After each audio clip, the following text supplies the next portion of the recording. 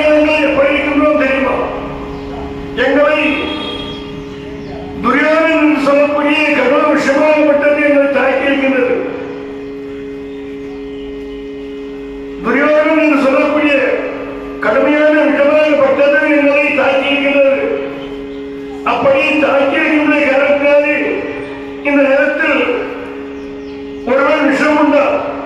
உடனடியாக இந்த விஷத்துக்கு மாற்று மருந்து ஏதாவது சாப்பிட வேண்டும். இல்லை என்றால் ஏதாவது மந்திரம் செய்ய வேண்டாம். அந்த விஷத்தை பார்க்க வேண்டும்.